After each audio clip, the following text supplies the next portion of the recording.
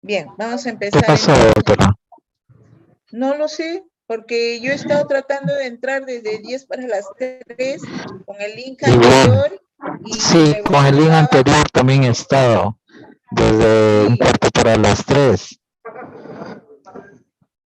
Bueno, ya se sí, escucha bien, doctora. votaba como que la reunión ya se había realizado el 14 de marzo. Por eso es que no entraba, pues no podía entrar. Llamé al doctor Delgado y me ha dado otro link para poder A mí entrar. también me da otro link, doctora, por eso entré también. Pero ya se escucha bien. Vamos a ver imágenes, doctora. ¿Se escucha bien ahora? Sí, Bien, a ver, voy a compartir pantalla. ya, doctora. El anfitrión inhabilitó la función de compartir pantallas. A ver, César, por favor, habilita compartir pantallas. Ahí va. A ver, un ratito, doctora. Ya, ahora sí, Ya. doctora. A ver, Listo. vamos a ver. Ya, ahora Entro, sí. doctora. Ahora sí.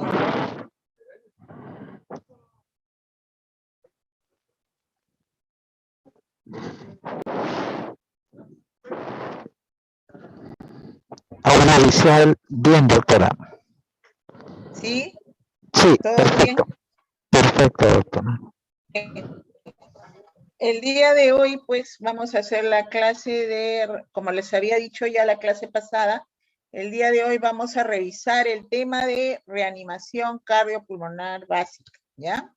Entramos ya al curso de reanimación cardiopulmonar, que se va a dividir en dos clases, el RCP básico y la reanimación cardiopulmonar avanzada, que va a ser dictado el próximo lunes.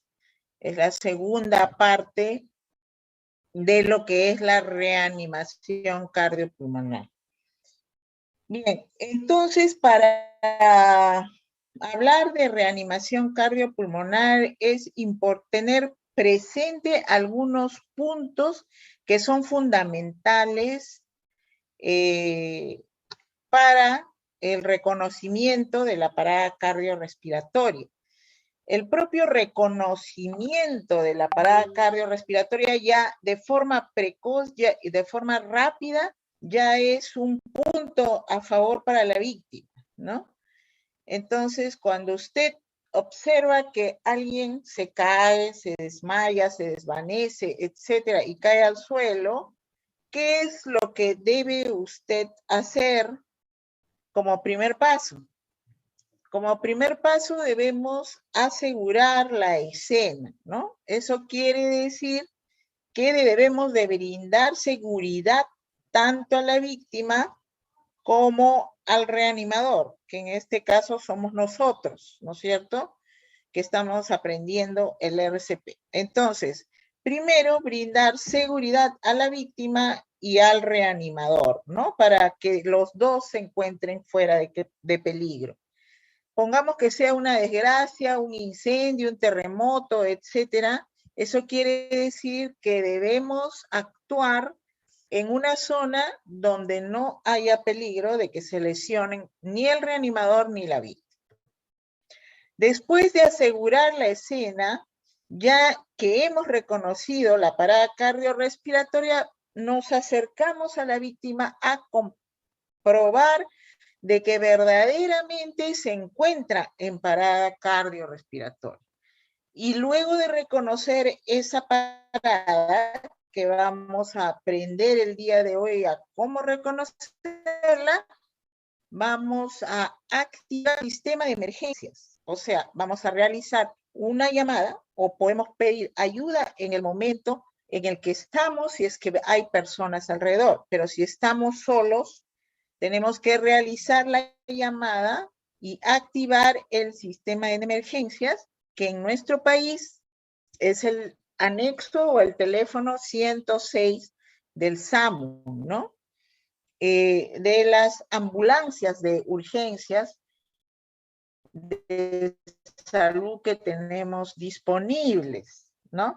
Aunque hay muy pocas en el país, pero de todas maneras tenemos que realizar esa llamada diciendo que tenemos una víctima en parada cardiorrespiratoria y que necesitamos que nos traigan ayuda, un desfibrilador externo automático, y rápidamente diremos que el lugar donde nos encontramos para que ellos acudan, ¿no?, a brindarnos la ayuda respectiva. También se puede llamar a los bomberos al 116, aunque últimamente los bomberos no se responsabilizan de este tipo de casos. Entonces la llamada en nuestro país sería más hacia el 106 a las ambulancias de urgencia. Después de realizar esa llamada, tenemos que iniciar la reanimación cardiopulmonar básica, que es el tema de esta clase, ¿no? Y que ha sido llamada actualmente en las últimas guías como reanimación cardiopulmonar básica de alta calidad. Más adelante vamos a ver por qué se llama así. Bien, la Sociedad Americana del Corazón se reúne cada 5 años, ¿no?, para revisar estos temas y para revisar estadísticas de víctimas que presentan cuadros de parada cardiorrespiratoria y para ver el porcentaje de sobrevivencia de esas víctimas a las que se le ha brindado la reanimación cardiopulmonar de alta calidad. Y así analizar si verdaderamente estamos yendo por buen camino o no con las actitudes o los pasos que estamos tomando frente a estos cuadros, ¿no?, de emergencia. Entonces va a ser importante el lugar donde se desencadena o se presenta el cuadro de parada cardiorrespiratoria. Si es en el hospital o en el centro de salud o en un servicio de salud donde se presenta la parada, o si es fuera de los servicios de salud. Me estoy refiriendo a la calle, a los domicilios, ¿no?, a los aeropuertos, etcétera, cualquier otro lugar que no sea un servicio de salud. Entonces vamos a tener que las paradas cardiorrespiratorias pueden ser intrahospitalarias y pueden ser extrahospitalarias. La Sociedad Americana del Corazón ha creado estas representaciones de los pasos que debemos seguir frente a estas cuadros de parada cardiorrespiratoria en cadenas, en lo que llaman ellos cadenas de supervivencia, ¿no?, donde vamos a organizar nuestro trabajo frente a esta emergencia, que es la parada cardiorrespiratoria.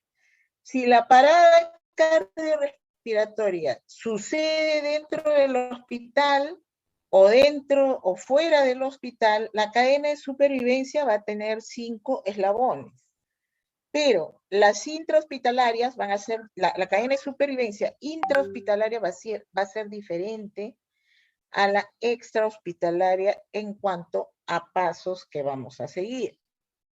Obviamente, como ustedes comprenderán, las paradas cardiorrespiratorias dentro del hospital son más rápidamente atendidas, ¿no?, porque todo el personal capacitado se encuentra con el paciente, vigilándolo constantemente, ¿no? Ustedes saben que en el hospital nosotros clasificamos a los pacientes, ¿no?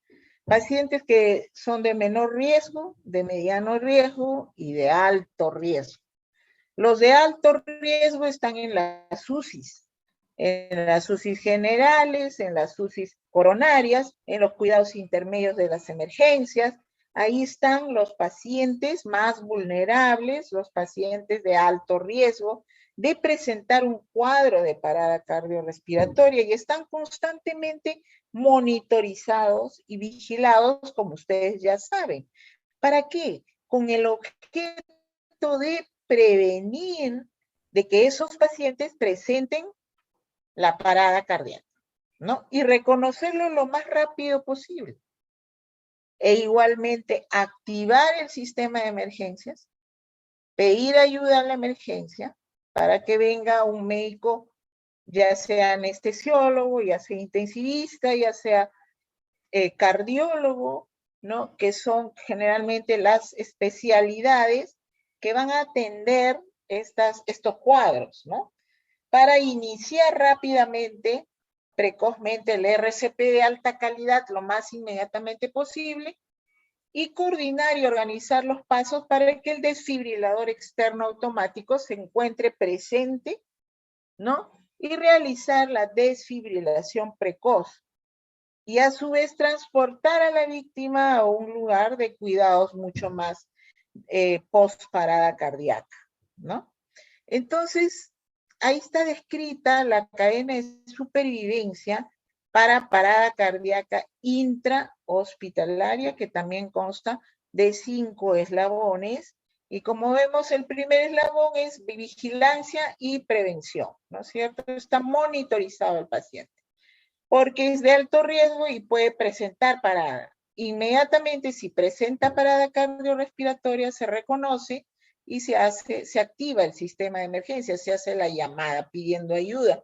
Mientras llega la ayuda, voy a iniciar el RCP de alta calidad, esperando que llegue la ayuda con el desfibrilador y trasladar a la víctima a un lugar apropiado donde esté mucho más cuidado. Esto siempre y cuando el cuadro se presente dentro del hospital. ¿Qué hacemos con las paradas cardíacas extrahospitalarias, que son las más frecuentes? Estadísticamente, entre paradas cardíacas intrahospitalarias y extrahospitalarias, las extrahospitalarias son las más frecuentes. ¿Y dónde es que suceden con mayor frecuencia? Es en los domicilios, ¿no es cierto? En las casas, ¿ya? Entonces, es ahí donde el paciente bruscamente presenta la parada cardiorrespiratoria y la cadena de supervivencia nos dice que debemos reconocer precozmente, activar el sistema de emergencias, diciendo en la llamada que tienen una víctima en parada cardiorrespiratoria y que desean que les ayude con la presencia de un desfibrilador externo automático.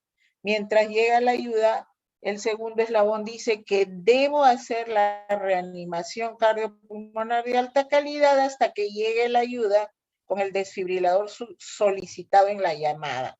Luego de que yo reanimo a la víctima, trasladarla a un servicio médico donde le proporcionen los cuidados básicos y avanzados, y si es que solo son básicos, pues trasladarlo a un lugar como es un hospital, un instituto, donde le den un soporte vital ya avanzados y de cuidados post-parada cardiorrespiratoria, que generalmente son las UCIs, ¿no es cierto?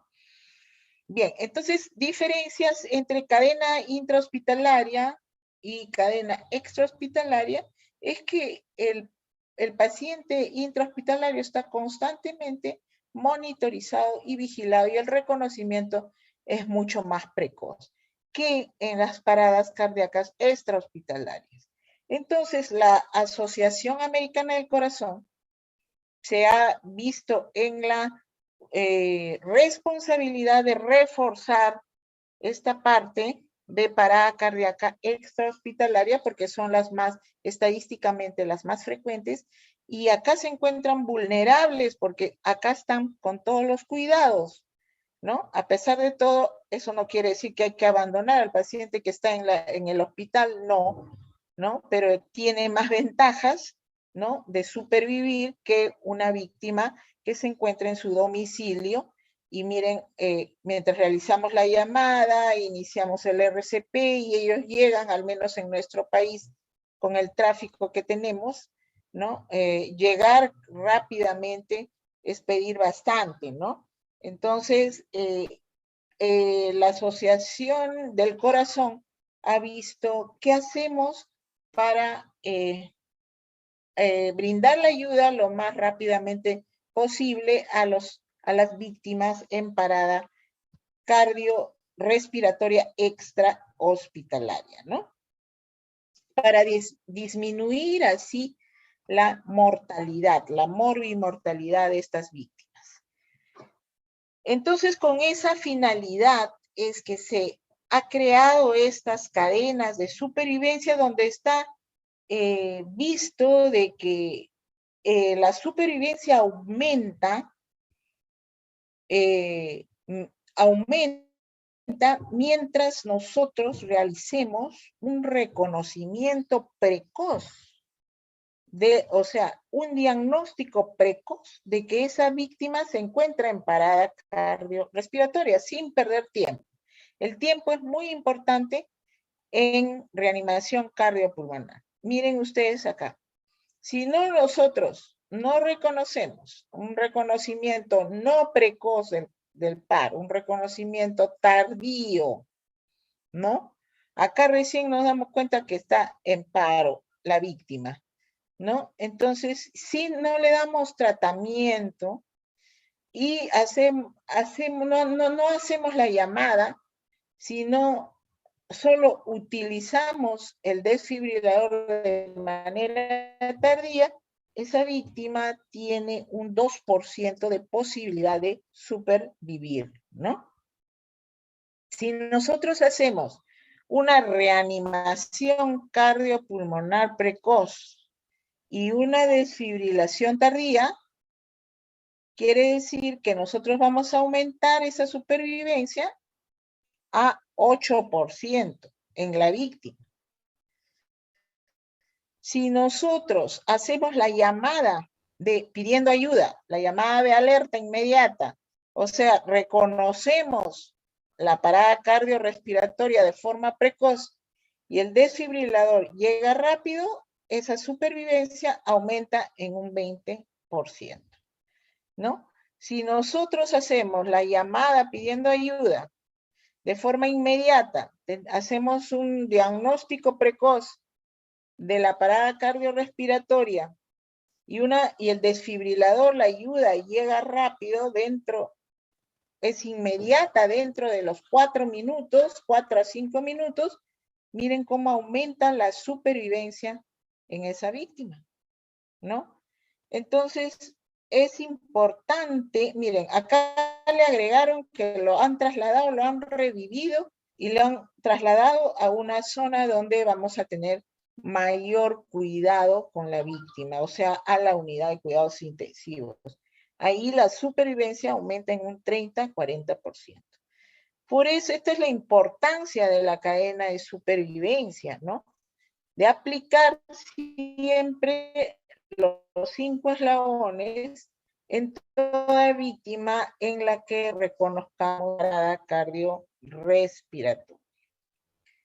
La importancia también de la reanimación cardiopulmonar solo con compresiones torácicas es mejor que no hacer nada, ¿no? Miren, acá solo dando compresión torácica ya estamos aumentando la supervivencia acá, ¿no? La supervivencia de la víctima. Bueno, también no solamente las cadenas de supervivencia organizan y nos avisan de que es importante el reconocimiento precoz de la parada cardiorrespiratoria, sino también hay algoritmos de parada cardíaca diseñadas para adultos y para pacientes pediátricos, donde van a resumir todos estos pasos que debemos seguir frente a la víctima que está en parada cardiorrespiratoria, ¿no? El reconocimiento es fundamental, pero el primer paso, recuerden ustedes, es confirmar la seguridad de la escena, dónde se encuentra usted y en qué circunstancias se encuentra usted. Tiene que estar segura la víctima, el reanimador, ¿ya? ¿Y cómo es que voy a reconocer la parada cardiorrespiratoria? Primero, me acerco a la víctima y evalúo el estado de conciencia de la víctima. Señor, señora, ¿está usted bien? Debe responderte si está consciente. Si no está consciente, no te va a responder. Suficiente. Concluyes que se encuentra inconsciente. Si ves a tu alrededor que hay gente, puedes pedir a alguien que agarre su celular e inmediatamente avise al 106, al SAMU, que tienen una víctima en parada cardiorrespiratoria y que necesitan ayuda y que traigan un desfibrilador. Rápidamente dirán la dirección donde se encuentran para que lleguen. ¿Qué va a hacer usted? Seguir con la víctima. Ver, reconocer si es que hay pulso y si es que respira sincrónicamente. Es el segundo paso, ¿ya? Entonces, primer paso, evaluar la conciencia con una sola pregunta. Lo agarra de los hombros y le dice, señor, señora, ¿se encuentra bien? No responde, hacer la llamada de emergencia pidiendo ayuda. Regresas a la víctima a evaluar pulso y a evaluar respiración, ¿ya? La respiración puede ser que se encuentre en apnea total o que jadee, ¿no? Esa respiración de jadeo también se considera actualmente como apnea, ¿ya? Entonces, no respira. Simultáneamente, la mano dominante va a ir a buscar el pulso en las arterias gruesas. No voy a poner dedos en el pulso radial. De frente al cuello, a buscar el pulso de la arteria carótida o a la región inguinal a buscar el pulso de la arteria femoral. Con 2 dedos, el segundo y el tercer dedo. No voy a poner toda la mano sobre el pulso. Solo 2 dedos, segundo y tercer dedo de la mano dominante. Y del mismo lado de donde se encuentra el reanimador. Si el reanimador se ha posicionado a la derecha de la víctima, 2 dedos de la mano buscando el latido de la arteria carótida derecha. Si el reanimador se ha posicionado al lado izquierdo, 2 dedos en la arteria carótida izquierda, sin cruzar el cuello. Es la manera correcta como examinar el pulso en la víctima. Al examinar la respiración, solo voy a ver, nada más, si hay movimiento torácico de inspiración y expiración. Si veo que no moviliza tórax, está en apnea. Si siento que jadea, también considero apnea, ¿ya? Entonces, esos 3 criterios son los que tenemos que evaluar: conciencia, respiración y pulso. Si de primera intención no te responde, activa la llamada a emergencia. Regresas a la víctima a ver si es que hay respiración y hay pulso. Si hay respiración normal y hay pulso, te quedas a controlarlo hasta que lleguen los de emergencia, la ayuda, ¿no? A controlar que la respiración y el pulso continúen normal. Si hay pulso pero no respira, ¿qué vas a hacer? Vas a asistir la ventilación porque no respira. Le vas a dar ventilación asistida, ¿no? Sin una ventilación cada 5 a 6 segundos. Máximo 10 ventilaciones por minuto. ¿Ya? Y continuar la ventilación de rescate comprobando el pulso cada 2 minutos. Si es que el pulso mientras llega la ayuda desaparece, entonces tienes que iniciar el RCP cardiopulmonar de alta calidad. Bien, hasta acá hemos descrito este algoritmo que nos da las posibilidades de los diferentes cuadros que se puedan presentar, ¿no? Inconsciencia, respiración normal y pulso, me quedo controlado. Inconsciencia, hay pulso pero no respiración, asisto la ventilación hasta que llegue la ayuda. Si en ese tiempo desaparece el pulso, ya tengo los 3 criterios: inconsciencia, ausencia de pulso, de respiración, y entonces ya está en parada cardíaca, tengo que iniciar RCP de alta calidad, ¿no? Que es lo que nos toca, el tema que nos toca revisar el día de hoy. Después, el entrenamiento se va a hacer en la práctica de cada uno de ustedes de lo que es el RCP básico, ¿no? Que como vemos acá, consta de 30 compresiones seguidas de 2 ventilaciones, ¿no? Todo en 1 minuto, hasta que llegue la ayuda, ¿ya? Y a partir de acá, cuando llega la ayuda, ya se llama RCP avanzado, que es el tema de la siguiente clase. Entonces, el RCP de alta calidad, antes del 2010, nos enseñaron que consistía en el ABC, ¿no? A de vía aérea, B de respiración y C de compresión torácica. Bueno, la Asociación Americana del Corazón, como ya les dije, se reúne cada 5 años.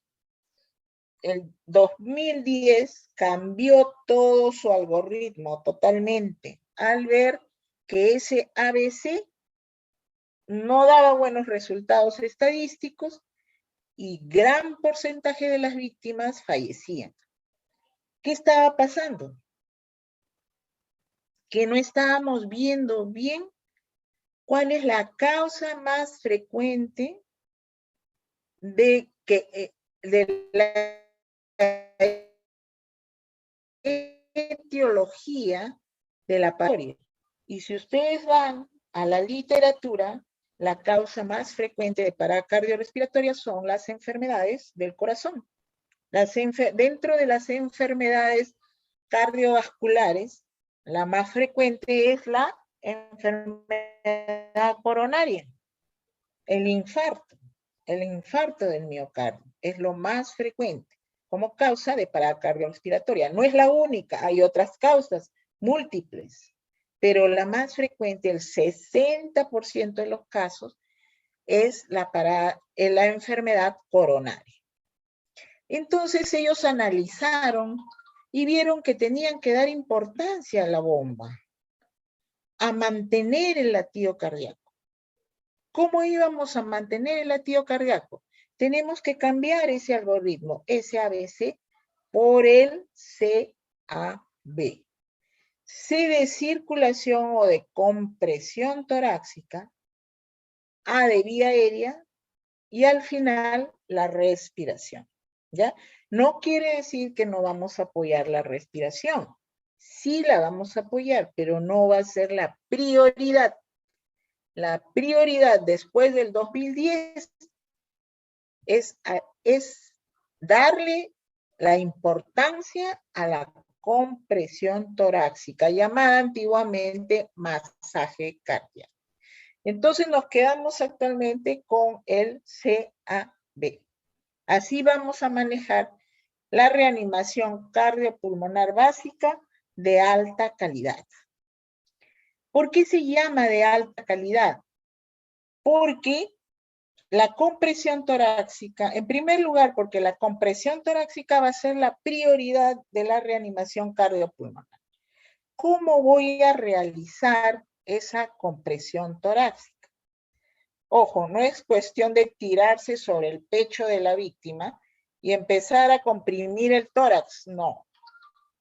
Tengo que hacerlo académicamente, para eso te estás capacitando, ¿ya? Entonces, ¿dónde debo colocar las manos en posición correcta en el tórax de la víctima? Primero, me voy a arrodillar al lado de la víctima, preferiblemente a la derecha de la víctima. Voy a colocar el talón de la mano dominante, pues es zurdo, coloco el talón de la mano izquierda. Si soy diestro, el talón de la mano derecha, el talón de la mano dominante en el centro del esternón o en el centro del pecho. De tal manera que el tercer dedo de la mano de debajo quede encima del pezón. Dicho de otra manera, si usted traza una línea imaginaria horizontal que une los pezones y una línea imaginaria vertical que pasa por el centro del esternón, usted debe colocar la mano, el talón de la mano dominante en el punto de intersección o de entrecruce de esas dos líneas, ¿ya?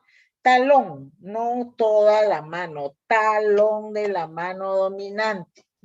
Encima va a ir la otra mano con los dedos entrecruzados y flexionados sobre la mano dominante, con los brazos rectos, sin flexionar los codos. El reanimador está al lado, en este caso al lado izquierdo de la víctima. Debe estar con las rodillas separadas, una rodilla a la altura del reborde costal inferior izquierdo en este caso y otra rodilla a la altura del hombro izquierdo en este caso. ¿Ok? Estas características que estoy mencionando son muy importantes porque la posición del reanimador va a repercutir en la calidad del masaje cardíaco o de la compresión torácica que se realice. Va a repercutir en la calidad de la compresión torácica que se realice. ¿Qué otras características debo tener en cuenta? Ya que hemos analizado la posición del reanimador, miren acá, una rodilla a la altura del hombro de la víctima, la otra rodilla a la altura del reborde costal inferior de la víctima, los brazos en posición de extensión, sin flexionar los codos. El talón, miren, el talón de la mano dominante en el entrecruce de las dos líneas, la línea horizontal que une los pezones con la línea vertical que pasa por el centro del esternón. La mano no dominante encima de la dominante y con los dedos entrecruzados. Debo realizar cuál va a ser la frecuencia de la compresión torácica. Mínimamente entre 100 a 120 compresiones torácicas por minuto. Estas compresiones deben de ser fuertes, rápidas, pero ojo, 30 compresiones que permitan en cada compresión impulsar la sangre fundamentalmente hacia el cerebro. ¿Ya?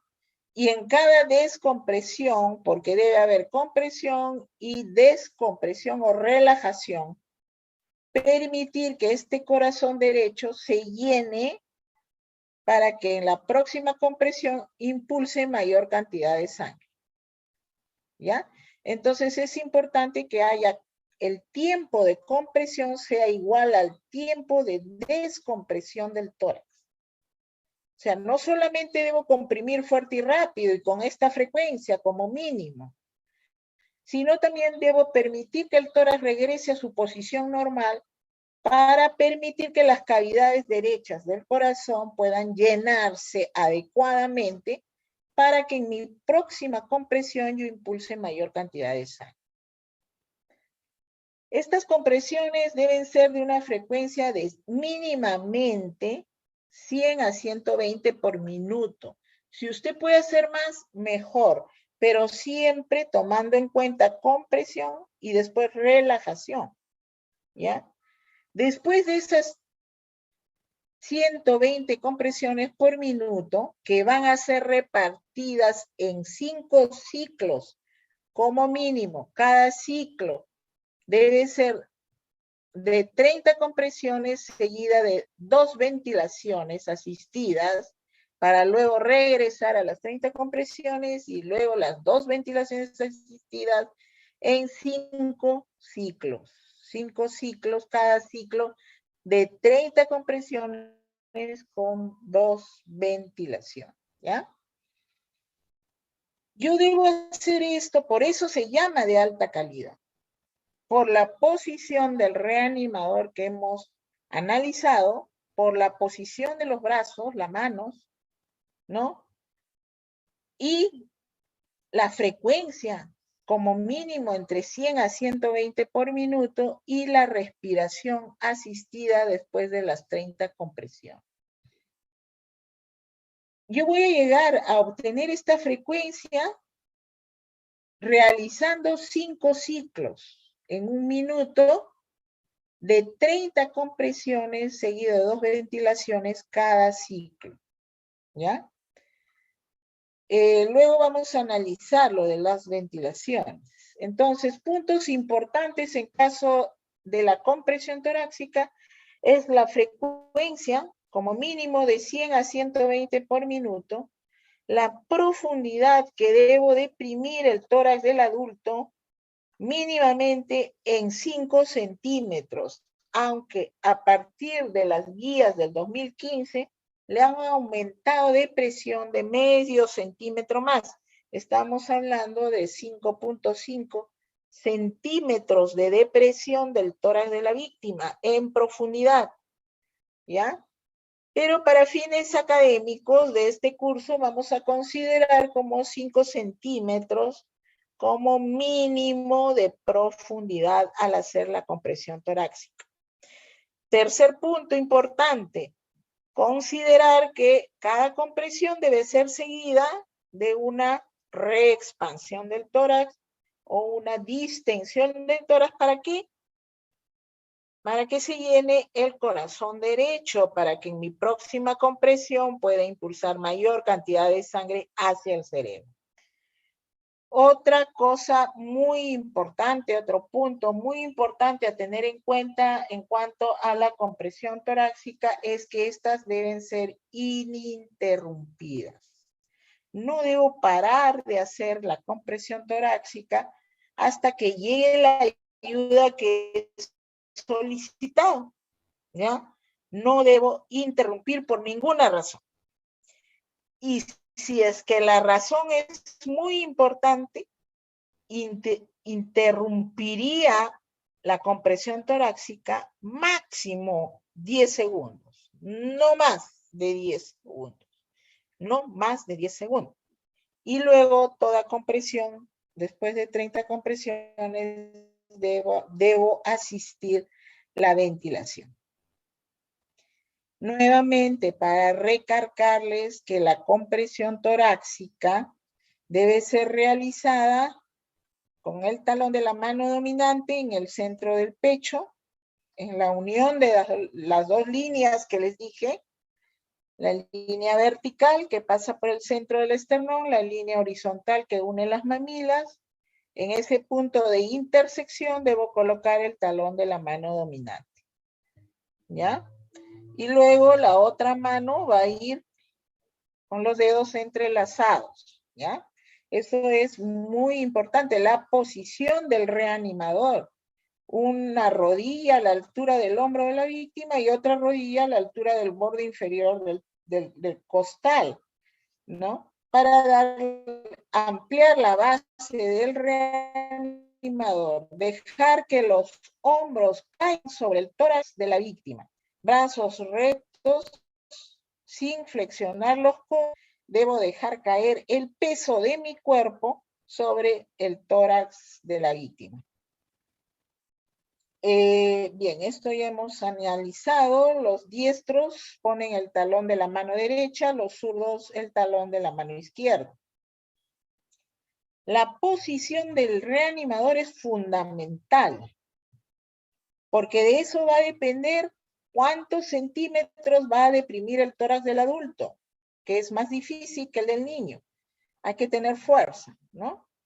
Entonces la cadera, la articulación de la cadera forma o toma un papel muy importante en esta posición, porque lo que va a hacer la articulación, el movimiento de la cadera es impulsar el tórax hacia adelante, de tal manera que dejes caer mayor cantidad de peso sobre el tórax de la víctima, para deprimir y lograr ese objetivo de deprimir, de desplazar el tórax hacia abajo en 5 centímetros como mínimo, con los brazos perpendiculares al externo sin flexionar los codos. ¿Ya? Entonces, hay otro tip. Si usted traza una línea horizontal que une los hombros del reanimador, esa línea debe caer justo encima de la unión de las dos muñecas de las manos, ¿no? O sea, con el tórax hacia adelante, no hacia atrás, no sentado sobre tus talones. Acá te levantas y el tórax va hacia adelante y debe caer el peso de tu cuerpo en forma perpendicular del tórax de la víctima. Cada ciclo entonces va a constar de 30 compresiones y luego seguido, después de esas 30 compresiones, 2 ventilaciones que voy a asistir, ¿no? ¿Cómo voy a asistir ahora analizando esas ventilaciones?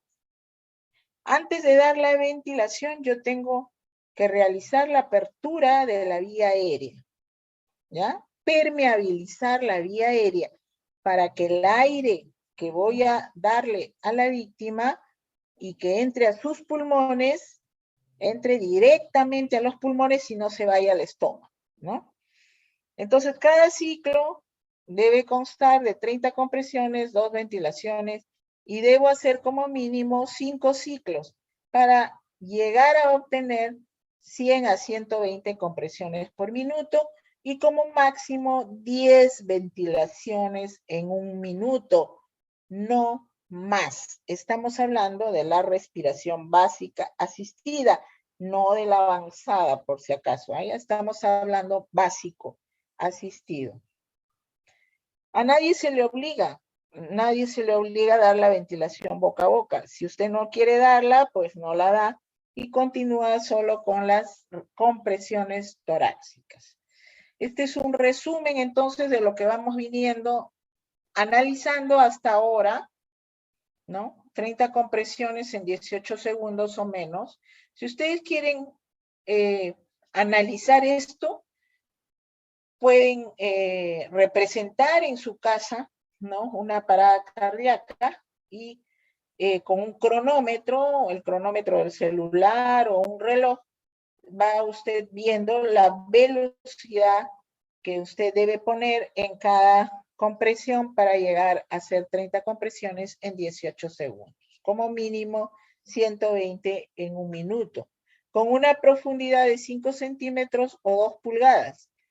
Sin olvidar que después de cada compresión debo dejar reexpander el tórax de la víctima y si es que ya llegara la ayuda con el desfibrilador externo automático, no solamente va a llegar con el desfibrilador, va a traer laringoscopio, va a traer tubo endotraqueal y eso ya se llama manejo de vía aérea avanzada, en cuyo caso ya hay que dar mayor número de ventilaciones. Pero en el caso de la ventilación asistida, donde no tengo vía aérea avanzada, no debo exceder de 10 ventilaciones por minuto, porque no es buena la hiperventilación, ¿no? En cada fase de la respiración asistida debe durar 1 segundo. Fase inspiratoria 1 segundo, fase expiratoria otro segundo, ¿no? ¿Y de dónde salen que no debo pasar de 5 segundos para asistir la ventilación? Es que uno toma aire, el reanimador, ahí pasa 1 segundo. Baja la cabeza, pasa otro segundo. Bota el aire en la boca de la víctima, otro segundo. Levanta la cabeza para inspirar, pasaron 4 segundos, ¿ya? Entonces, no más de 10 ventilaciones por minuto y cada fase de la ventilación asistida debe durar 1 segundo. Pero previo a la ventilación asistida, yo debo realizar la maniobra de apertura de la vía aérea. ¿Cómo voy a abrir la vía aérea o permeabilizar la vía aérea? Voy a realizar la maniobra de frente-mentón. Una mano en la frente y la otra mano, que generalmente es la derecha, con 2 dedos, va a elevar el maxilar inferior hacia arriba y hacia adelante. ¿Qué objetivo tiene esta maniobra frente-mentón? Cuando alguien está inconsciente, no solamente en parada cardiorrespiratoria, puedes estar en coma, puede ser otra la causa de la inconsciencia, un atragantamiento, etc. Lo que va a pasar es que toda persona inconsciente, la lengua va a caer hacia atrás, obstruyendo esta zona que conocemos con el nombre de orofaringe, ¿no es cierto? Entonces, el aire normalmente entra por las fosas nasales, llega a la orofaringe y va ¿hacia dónde? Hacia la tráquea, ¿no? Hacia la tráquea. Pero cuando uno está inconsciente, la lengua es un obstáculo en ese camino. Entonces, el oxígeno no va a pasar. Pero cuando yo hago la maniobra frente-mentón, estoy llevando esta base de la lengua hacia arriba y hacia adelante, permitiendo que se permeabilice la vía aérea y llegue el oxígeno hacia la tráquea. Entonces, esta maniobra frente-mentón debe realizarse antes de dar la ventilación. ¿Cómo la hago? Ya vieron acá, una mano en la frente, 2 dedos de la otra mano, eleva el maxilar hacia arriba y hacia delante para desobstruir la orofaringe y facilitar el pasaje del oxígeno hacia la tráquea. Acá otra figura, miren, si la víctima es obesa, mentón chico, entonces obviamente la lengua es más gruesa, si es un obeso, la lengua es más gruesa, entra en inconsciencia por gravedad, la lengua que pesa cae hacia atrás, obstruyendo el pasaje del oxígeno hacia la tráquea. ¿Qué debo hacer? Maniobra frente-mentón para desobstruir la orofaringe. Si es un accidente de tránsito y yo estoy sospechando una lesión en la columna cervical, está contraindicado hacer maniobra frente-mentón. ¿Cómo voy a entonces permeabilizar esa vía aérea? Colocando las manos a nivel de la articulación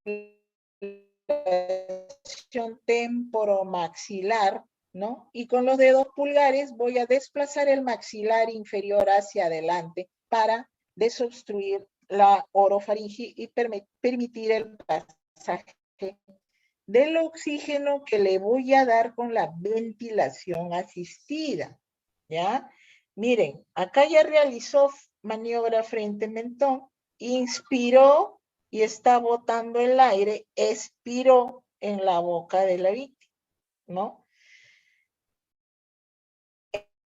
En esas dos ventilaciones no debe pasar más de 5 segundos en total. Acá se refiere incluidas las dos, inspiración y expiración, ¿ya?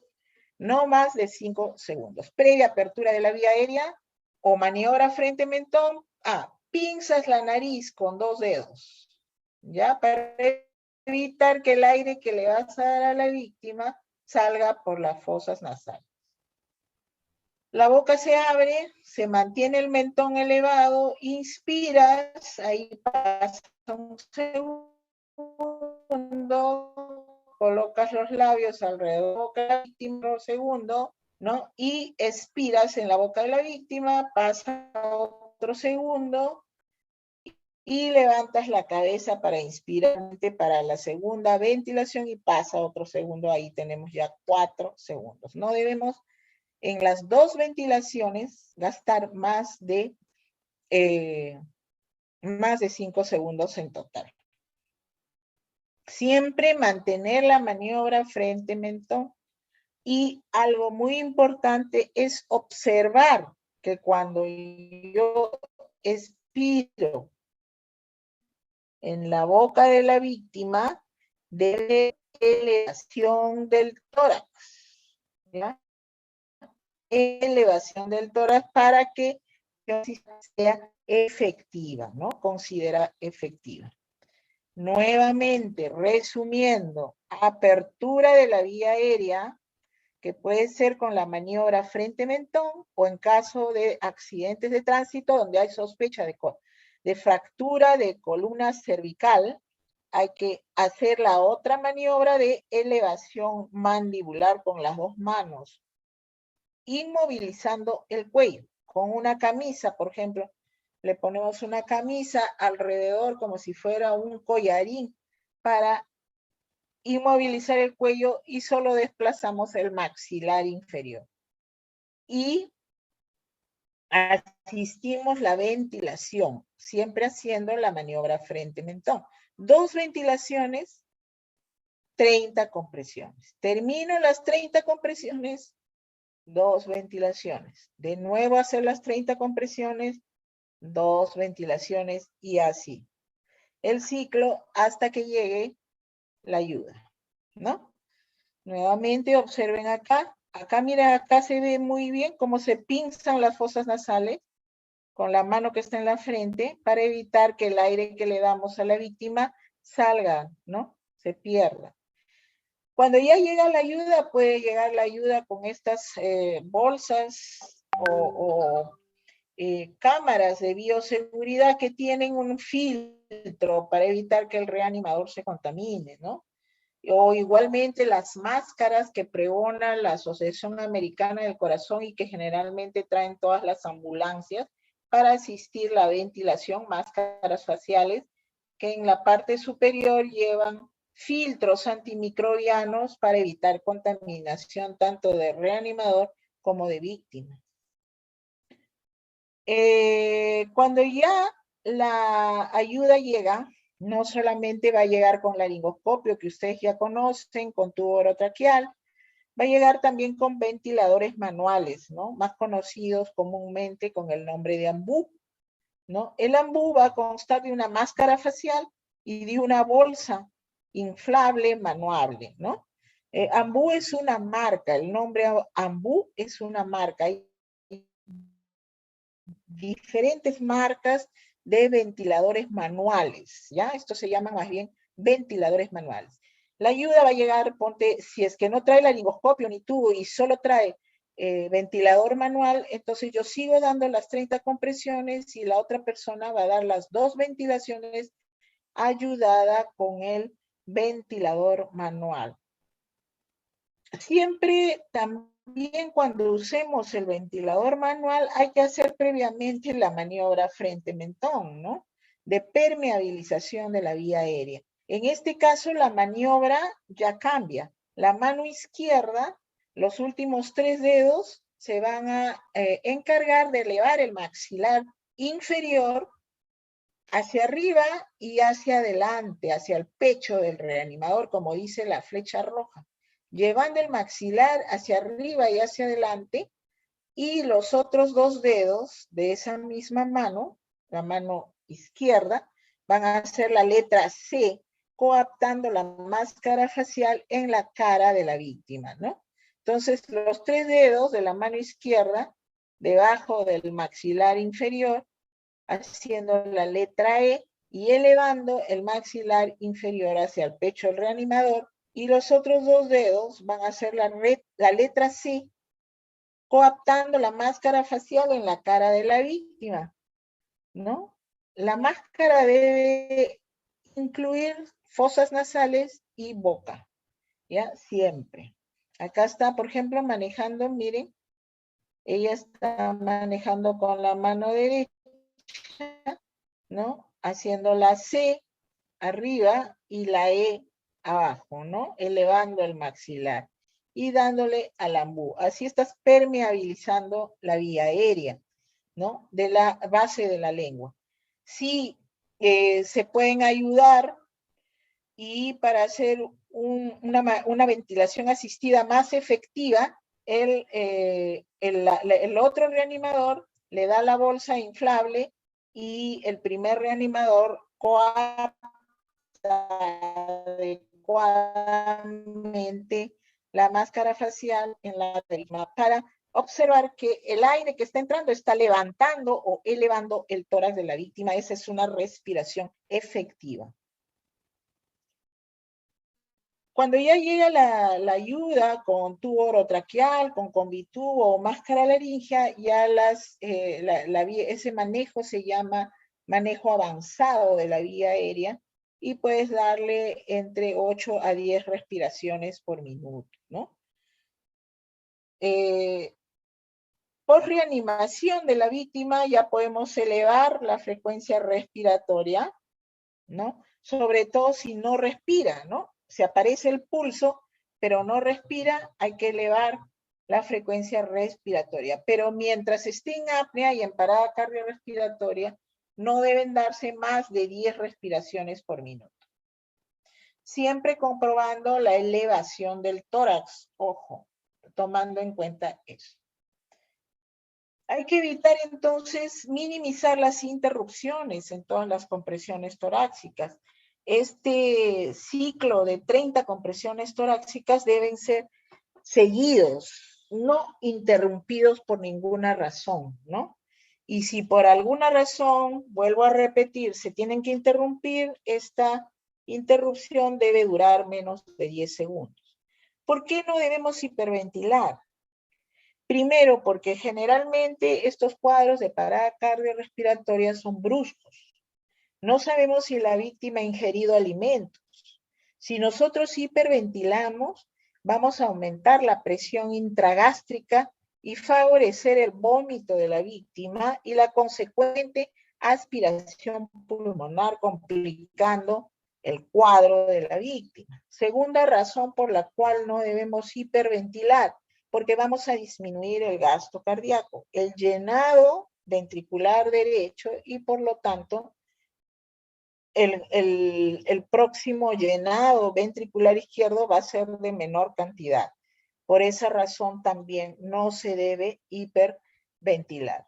La hiperventilación lo que va a hacer es más bien causar daño y no debemos pasar de más de 10 respiraciones por minuto. Se ha calculado que en 2 minutos los reanimadores ya disminuyen su fuerza y se cansan. Entonces hay que ir buscando el reemplazo, ¿no? Una persona que esté más fresca y que pueda dar el masaje cardíaco de alta calidad, deprimiendo con mínimamente 5 centímetros el tórax de la víctima con una frecuencia entre 100 a 120 por minuto, ¿ya? En cuanto a las descargas, vamos a hablar la próxima clase porque eso ya es RCP avanzado. El día de mañana ustedes van a tener la práctica de RCP básico. Por favor, tomar bastante atención en lo que es el manejo de la compresión torácica y la respiración asistida. Sobre todo, echar mucho ojo y tener presente en la posición del reanimador, que es lo que va al final redundar en la calidad de la compresión torácica. El tiempo es muy importante en reanimación cardiopulmonar, porque cuanto más tiempo pase, la neurona va a sufrir de la falta de oxígeno. Entonces hay que saber minimizar las interrupciones. Muchas veces se interrumpen estos procedimientos porque tienen que intubar, porque tienen que colocar una vía venosa, porque tienen que analizar el ritmo después de la descarga eléctrica. Se espera por saber si no es efectivo o no. Si yo hago mi RCP de alta, un ciclo de 3 compresiones, 2 ventilaciones, 5 ciclos mínimos, a los 2 minutos tengo que analizar el ritmo, el desvelado, que es 2 minutos más. ¿Ya? RCP básico de 2 minutos más, sin comprobar pulso después de cada ciclo, no.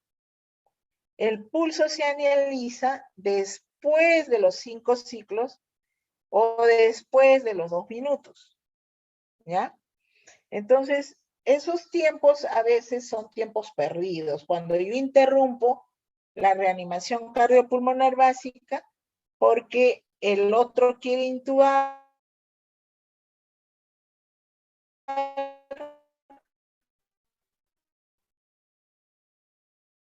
o la enfermera quiere colocarle, no se tiene capas, etcétera, vías y tubos endotraqueales con el procedimiento en curso, ¿no?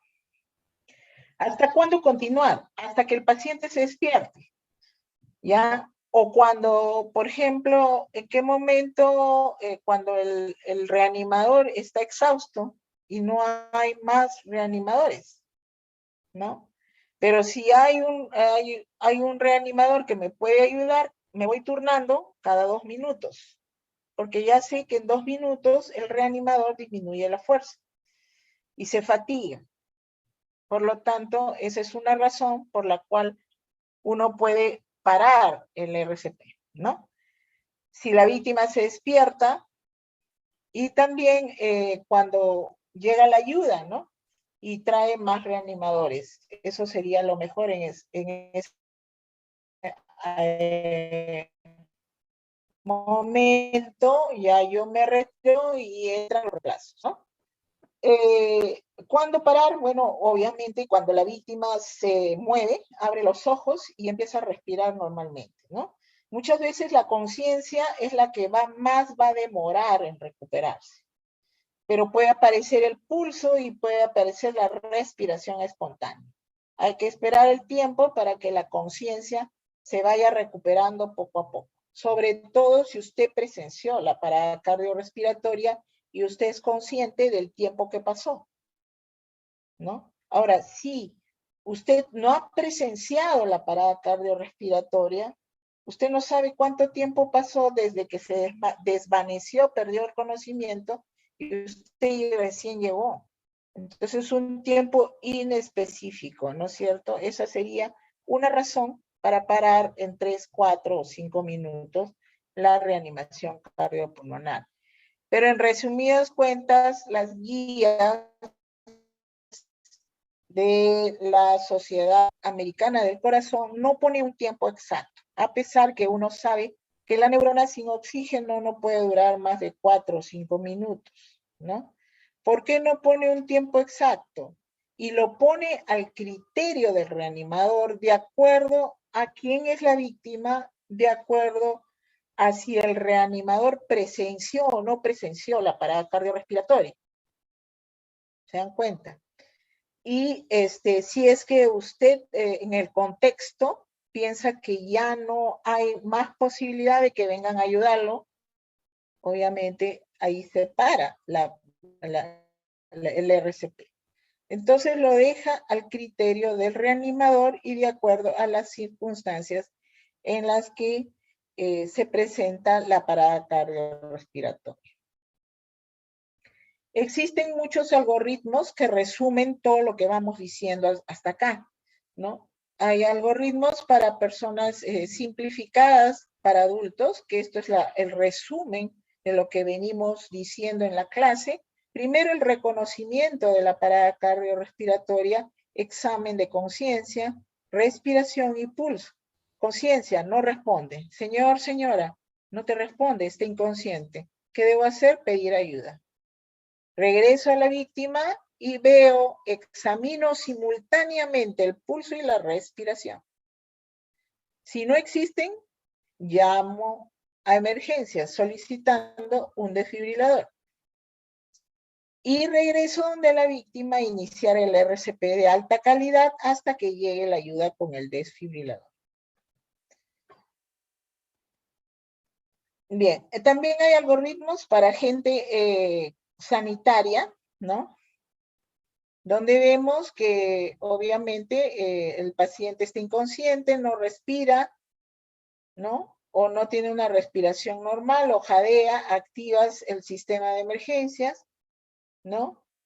Y regresas donde la víctima a comprobar si hay pulso o no, ¿no? Simultáneamente evalúas la respiración.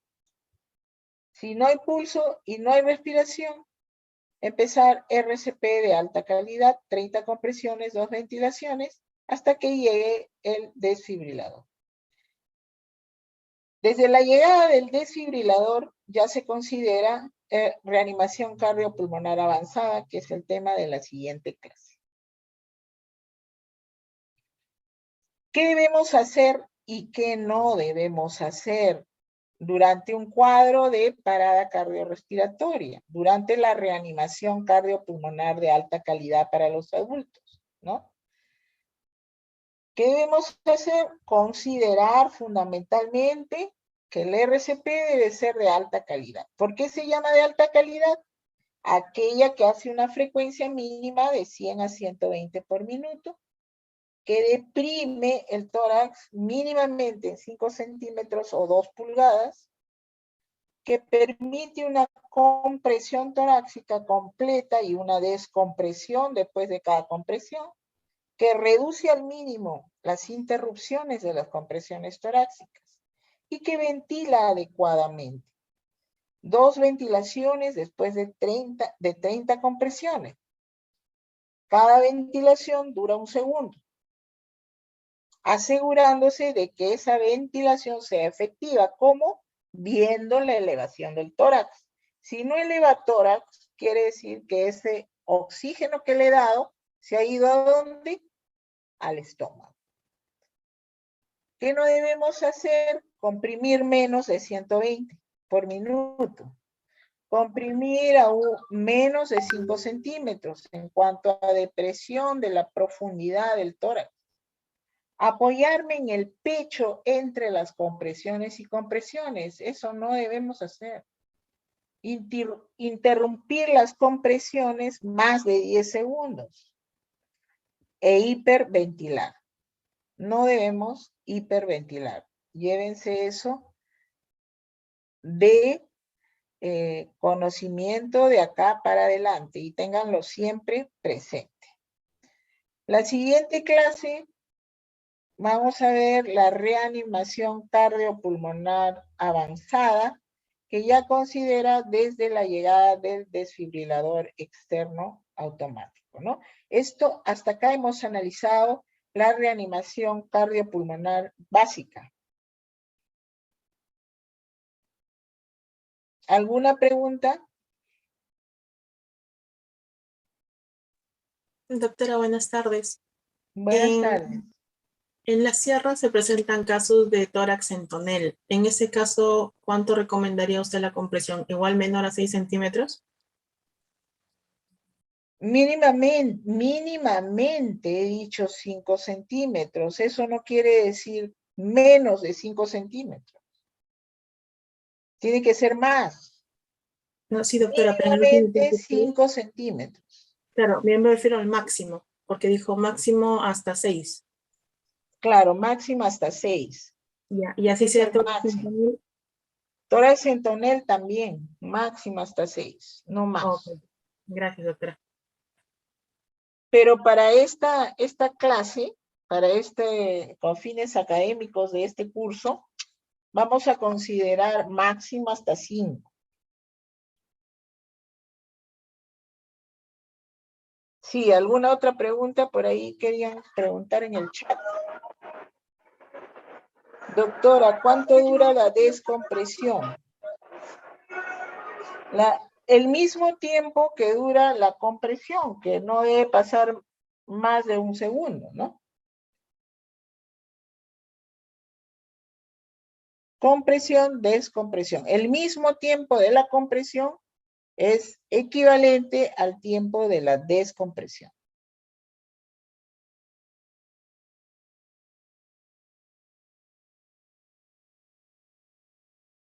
Ustedes tienen que ensayar esto y lo van a hacer en la práctica. Desgraciadamente todavía la práctica es virtual. Pero en realidad la universidad tiene maniquíes para entrenarse en lo que es la compresión torácica, ¿no? Entonces, bueno, no sé, ustedes son de pregrado, a partir de abril hay un curso de RCP en la universidad en forma presencial para los internos, ¿no? No sé, tal vez ustedes, si tienen interés, podrían ir, ¿no? En la tarde de 3 a 5 a partir de abril. Los que están interesados pueden ir y hacer la práctica en el maniquí con el cronómetro, ¿no? Para que vean qué es comprimir 30 veces en aproximadamente 18 a 20 segundos. Y alcanzar el ritmo y la velocidad adecuada. Es práctica más que nada. Al principio empiezan mal. El segundo ciclo lo hacen mejor. El tercer ciclo lo hacen bien. El cuarto lo hacen muy bien y el quinto es el ideal. Analicen con un cronómetro. La posición del reanimador es muy importante.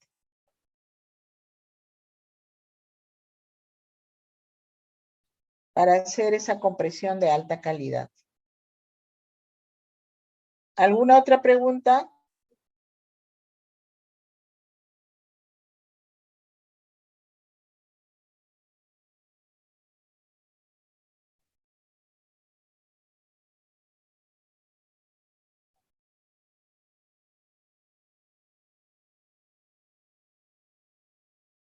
Preguntas, doctores, preguntas.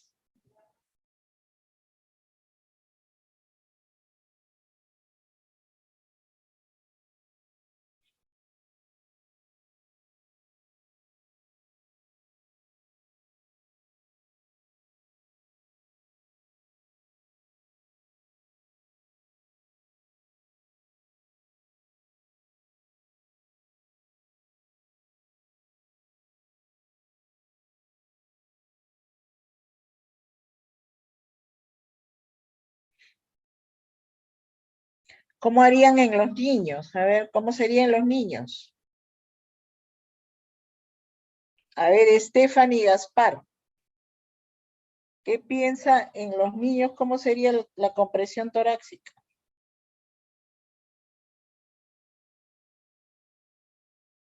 Stephanie Gaspar. ¿Está presente? Sí, doctora, aún no lo he revisado, pero voy a leer la guía después de la clase. A ver, Cristina Gutarra. ¿Cómo sería en el niño?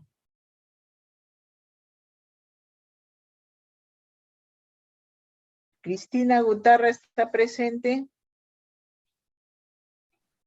Sí, doctora. Solamente que igual que mi compañera todavía no lo he revisado. Todavía no lo he revisado. Luyo Pachas.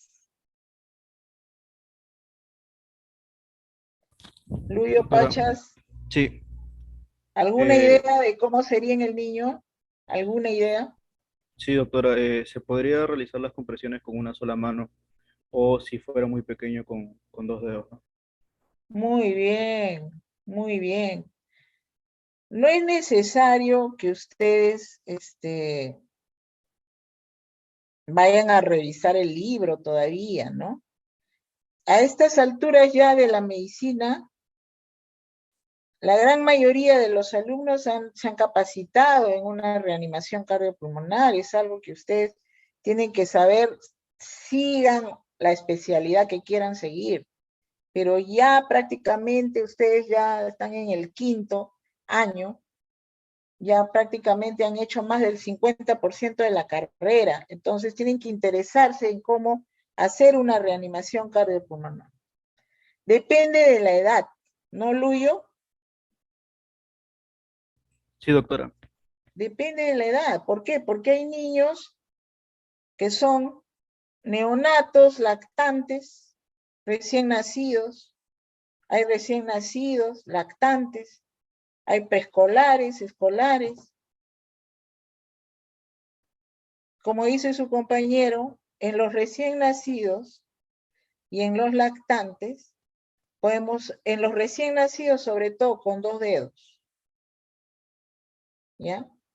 Con 2 dedos. En la misma zona que hemos descrito que colocamos el talón de la mano en el adulto. O sea, en la intersección de la línea central que pasa por el esternón con la línea horizontal que une las mamilas. En esa intersección, ahí coloco mis 2 deditos, segundo y tercer dedo de la mano dominante. Y empiezo a hacer la compresión con la misma frecuencia y la profundidad varía. La profundidad es 1/3 del diámetro antero-posterior del tórax del niño recién nacido. Estamos hablando aproximadamente de 3 a 3.5 centímetros de depresión de la pared torácica. ¿Ya? Eso es en el recién nacido. Pueden haber variaciones de esas compresiones de pared torácica con 2 dedos, sí. Luyo, a ver, ¿has leído algo sobre eso? ¿Puede haber una variación? ¿O quién ha leído algo sobre eso? A ver, Luyo, participa. Doctora, ¿podría repetir? La escuché un poco entrecortado.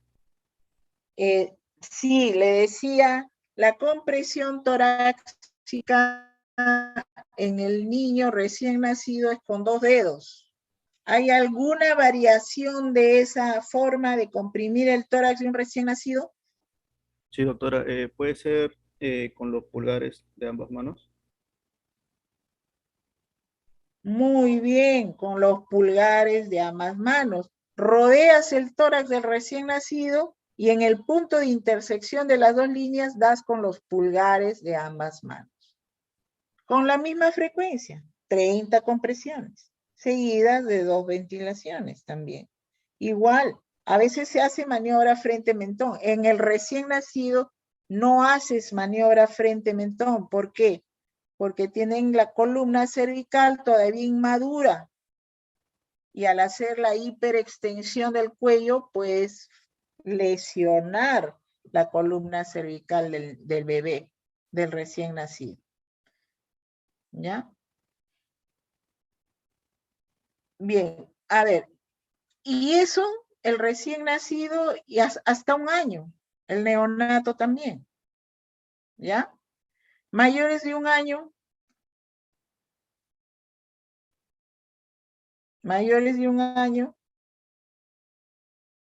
Luyo, ¿has leído algo? O a ver, Eusebio Pinedo,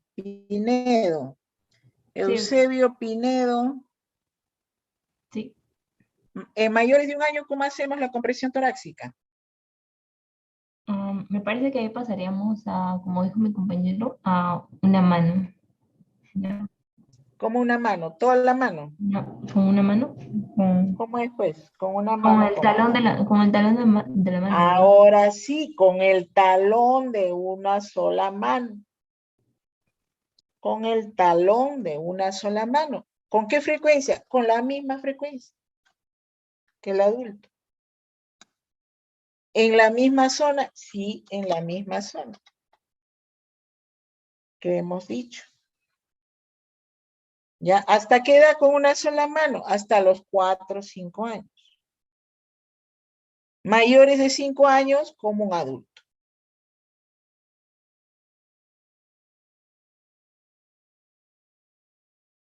¿Está bien?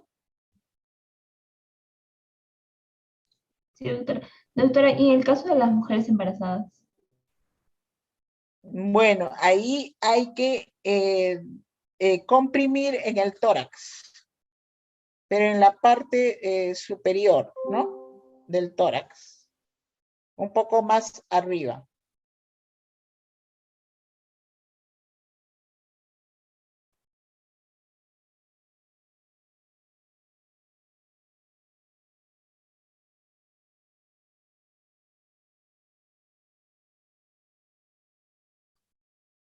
Otra pregunta.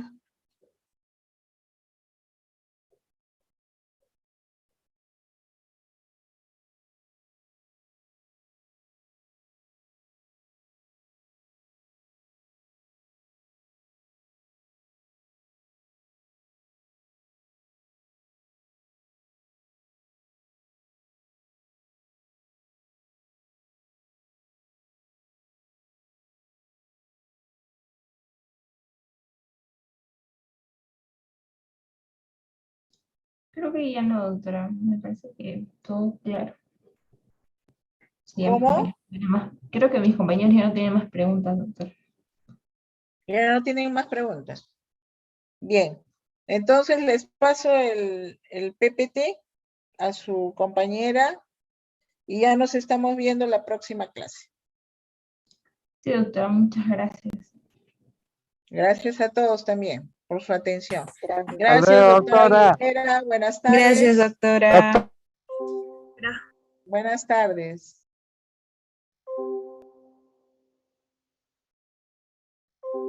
Doctora, no se olvide de enviar las preguntas para el